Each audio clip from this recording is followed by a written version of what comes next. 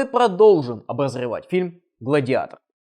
Кто не видел первую часть, переходим по ссылочке в описании. А мы продолжаем. Камера, мотор!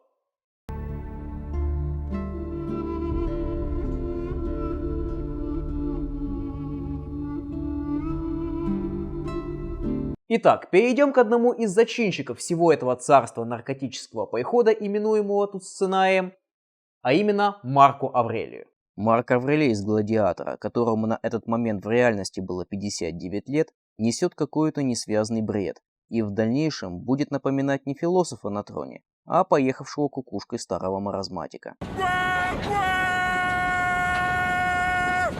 Вы бы на него хотя бы парик надели. Марк Аврелий не отличался особыми военными талантами и действительно больше склонялся к советам своих военачальников. Давайте же теперь посмотрим на Марка Аврелия в падении Римской империи. С самого начала мы видим, что перед нами стареющий, но трезвомыслящий римский император, а не старый маразматик. И сам актер Алек Гиннес отлично загримирован под Марка Аврелия. Как персонаж он раскрыт не только глубже, но и намного точнее, чем в «Гладиаторе». Он говорит как философ и мудрый правитель, заботящийся о будущем империи. В самом начале фильма говорилось, что Марк Аврелий не отличался крепким здоровьем, и это действительно так и было. Еще пару дней, Цезарь, и мы привезем тебе его голову. Нет, Ливий, прошу, не привози мне его голову. Что я буду с ней делать? Привези мне его живым. Но он сердце всех варваров. Так привези мне сердце варваров. Я хочу с ним поговорить. И отчасти это действительно похоже на Марка Аврелия, которого мы знаем из письменных источников. Так Дион Кассий сообщает, что когда вождя варваров привели после пленения к императору, он не казнил его, а отправил в ссылку в Египет. В падении Римской империи с самого начала создатели пытаются погрузить зрителя в атмосферу Древнего Рима. Мы видим прямые отсылки к римской мифологии и религии. Отдельно остановимся на внешнем виде императора. Итак, во что же нарядили бедного Аврелия? Император облачен в непонятный синий плащ. Синий! Что это еще за долбанный бред? В Древнем Риме выражение «облачиться в пурпур» означало стать императором. Его главным отличительным признаком был пурпурный плащ, по которому императора всегда можно было опознать на фоне других вышестоящих командиров. Тем более в боевых условиях, когда главнокомандующий на поле боя должен был быть отлично виден для своих солдат и офицеров. Тут же сам император и его гвардия, на которой остановимся отдельно, одеты в какие-то синие занавески. И если создатели решили, что это пурпур, то какого черта в него тогда одеты левые сенаторы, и тем более солдаты? Да, гвардейцы, но все же рядовые солдаты. В армии использовалось два вида плаща. Сагум, условно считающийся военным, и пенула, плащ с капюшоном, напоминающий привычный нам дождевик. Сагум застегивался на правом плече при помощи фибулы, своеобразной большой булавки.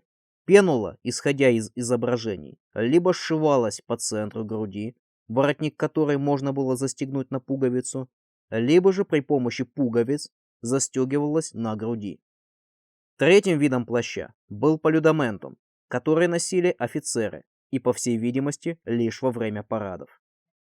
А что же у нас? Тип плаща под названием «Лютый пиздец», застегнут при помощи боевого лифчика. У нас что, нет нормальных плащей? Верно подмечено, нету. Что мешало просто посмотреть на статую императора? Там он выглядит куда внушительней. Перейдем к преторианской гвардии, которая будет мелькать на протяжении фильма еще очень много раз. Начнем со знамени. Когорта Претория 14? Тут, как говорится, в одном слове две ошибки. Во-первых, численность преторианцев. Регулярную преторианскую гвардию создал первый римский принцепс Октавиан Август в числе 9 когорт. Да, при Вителлии, правившего, о ужас, с 69 по 70 год, их число было увеличено до 16. Но сместивший его император Веспасиан вернул численность преторианских когорт до 9, а при его сыне Домициане увеличено до 10. Численность преторианской гвардии в период Марка Аврелия не превышала количество 10 когорт, то есть примерно равнялось 5000 человек. Во-вторых, как и с номером легиона, который мы рассматривали в предыдущий раз, присутствовала ошибка в правильности написания номера когорты. Как и цифра 9, реальная римская цифра 14 отличалась в своем первоначальном написании. Вместо привычной нам четверки, которую мы разбирали в предыдущем ролике, римляне писали просто 4 палочки. Поэтому цифра 14 здорового римлянина выглядела бы как десятка с 4 палочками, а девятка как пятерка с 4 палочками. Что же со внешним видом? Может, хоть тут создатели не обманули? Хер тебе в рыло, сраный урод! Если легионеры носят у нас неправильно собранные линолеумные сегментаты, то преторианцы одеты в сегментаты из черного линолеума. Чисто внешне шлемы преторианцев отдаленно напоминают находку из Сталенхофена. Впрочем, шлемы данного типа, скорее всего, принадлежали кавалеристу, на что нам намекают глухие нащечники. Да и есть вероятность, что он был офицерский, либо вообще парадный. Но главное, почему он как бы кожаный? Если сделали их из резины, покрасьте их в бронзу, как оригинал. Смотрелось бы это в разы лучше. Во всем этом они смотрятся не как гвардейцы, а как секта извращенцев в кожаных костюмах. Щиты преторианцев хоть и отличаются от легионерских, но не противоречат по своей форме изобразительным источникам. Они напоминают классические, более высокие римские республиканские щиты. В отличие от привычного нам императорского скутума высотой около метра, высота республиканского щита составляла около 140 сантиметров. Мы не можем говорить с полной уверенностью, что подобные щиты к данному периоду применялись преторианцами в бою. Они были просто парадным атрибутом. Факт в том, что на изобразительных источниках в руках у преторианцев они действительно есть. Но, увы, и тут не обошлось без ляпа. В фильме мы видим изображение молнии Юпитера и лаврового венка на черном фоне. Подобное изображение с лавровым венком отождествляют преимущественно с одним из легионов. До наших дней сохранились дигмы изображения на щитах, принадлежащие непосредственно преторианским когортам с изображением молний, звезд и луны. Еще одной эмблемой преторианцев, которая встречалась на их знаменах и щитах, был скорпион. Ко всему прочему, черный цвет был цветом траура. Так что в фильме император фактически окружил себя содомитами из похоронного бюро. А теперь сравните, что выглядит эффектней, это или это? Выбор очевиден. А что же в падении Римской империи? На головах у них шлемы на манер кавалерийских спортивных шлемов. Реплики максимально приближены к реальной археологической находке. Да, и бронзовые кирасы встречаются на изобразительных источниках. Правда, не факт, что к тому моменту они реально продолжали их еще носить. А теперь давайте взглянем на оба костюма. Выбирайте, какому внешнему виду личной гвардии вы бы отдали предпочтение? Гвардейцам в парадных бронзовых шлемах с плюмажами в бронзовых кирасах? Или содомитам в резиновых костюмах из сакшопа? Конные преторианцы вооружены пехотными пилумами, которые они держат в одной руке с круглыми щитами. И почему все в левой руке? В случае что, как они будут ими воевать? Честное слово, это пиздец. Но надо похвалить конных содомитов, ведь им хватило ума надеть сегментаты правильно, застегнув их на груди. Простите за слово сегментаты. Видимо, по мнению создателей этого фильма, такой тест на интеллект при зачислении в армию. Если тебе хватило ума застегнуть сегментату правильно, иди в претарианцы. Если нет, пиздуй в легион. Итак, вернемся к сюжету, с которым тут трэш еще больше, чем с матчастью. Напоминаю, что главным героем фильма является легат или наместник провинции, Или не пойми, кто он там по званию, Максим, а его аналог в падении Римской империи – Ливий. Оба они в необычайном авторитете у Марка Аврелия, и оба не безразличны дочурке императора – Луцилле. Остается один вопрос к Максиму. А ты кто? Как Максим, так и Ливий являются собирательными образами сразу нескольких влиятельных военачальников времен Марка Аврелия. Это Тиберий Клавдий Помпеян и Тарунтений Патерн и Пертенакс. Помпеян был талантливым военачальником, другом и главным военным советником Марка Аврелия. Он успел побывать женатым на дочери императора Луцилле. Публий Гельвий Пертенакс имел успешную военную карьеру при Марке Аврелии и Комоде, отличился в Британии и успел побывать префектом Рима. По сути, мэром, если кто не понял. После убийства Комода в 193 году, как опытный военачальник и лицо, устраивающее сенат, был провозглашен императором. Но при поддержке претарианцев вскоре был убит. Среди крупных побед над варварами в годы правления императора Марка Аврелия вспоминается победа Тарунтения Патерна, разгромившего варваров в 179 году нашей эры. Нас знакомят с сыном императора, Комодом, в которого играет молодой и перспективный Хоакин Феникс.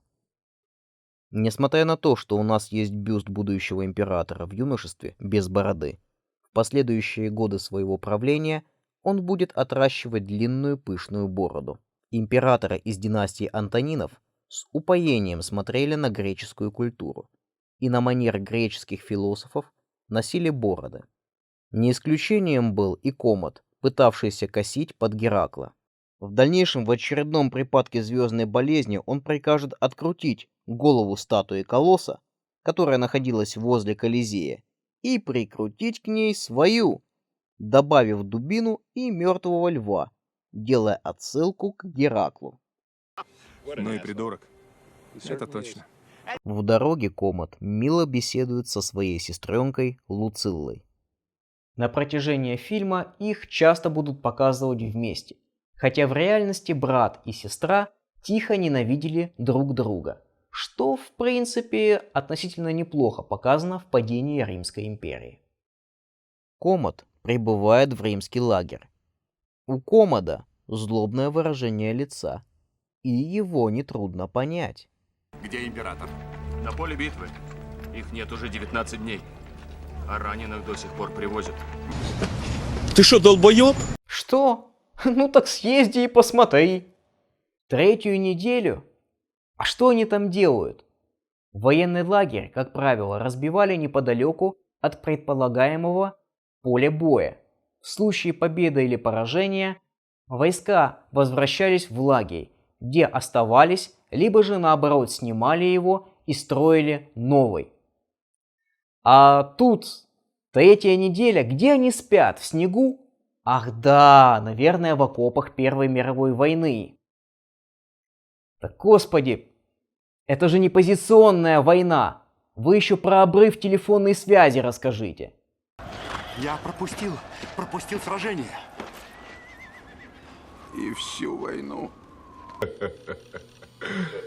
Вот дает. Это патология. Лютый мрачняк. И тут начинаешь задумываться о склерозе Марка Аврелия. Ведь он периодически находился на границе вместе со своим отцом, а в 176 году даже отпраздновал триумф над германцами. И, кстати, о маразме Марка Аврелия и его склерозе мы вернемся чуть позже. В падении же Римской империи Комод не показан сыклом, он показан поехавшим безрассудным гладиатором Солдафоном, но уж точно не сыклом. Комод прибывает в ставку императора накануне решающего наступления на германцев, и ни один, а с подкреплением вооруженных до зубов гладиаторов, командир которых говорит, как наши бравые парни покажут, как должны воевать настоящие мужчины.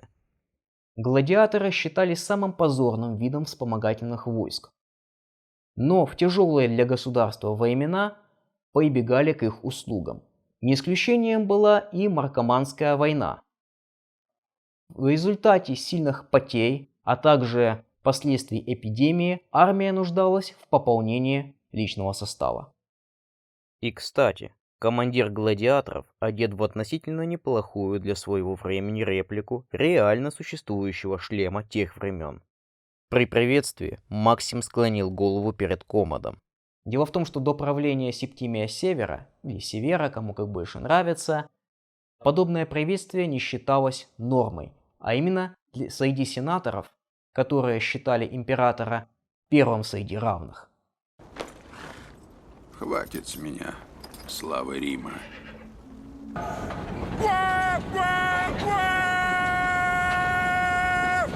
Следующая сцена переносит нас в римский лагерь. Ругали Центуриона за штаб партизан. Ладно, там был военачальник-распиздяй, но тут-то, на минуточку, император и его свита присутствуют. И все это после сражения, где совсем неподалеку могут все еще бегать недобитые варвары.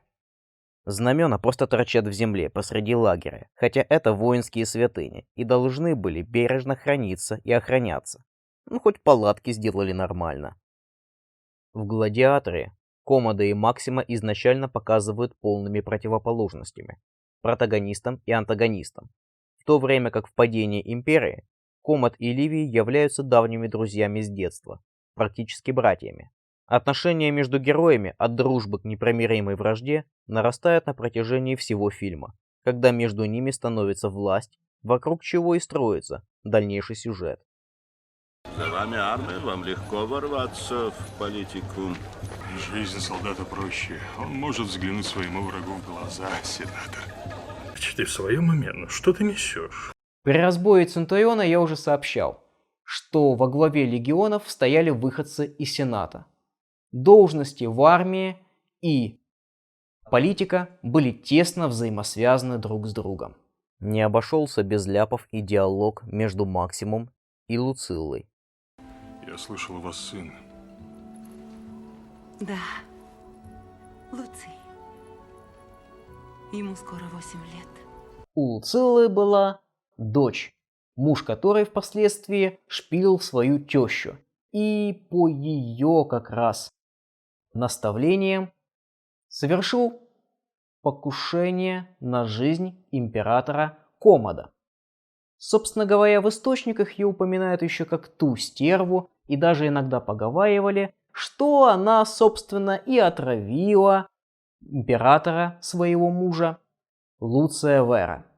Впрочем, это не идет ни в какие сравнения с маразмом из падения Римской империи, где свою дочь Луциллу Марк Аврелий отдал за армянского царя.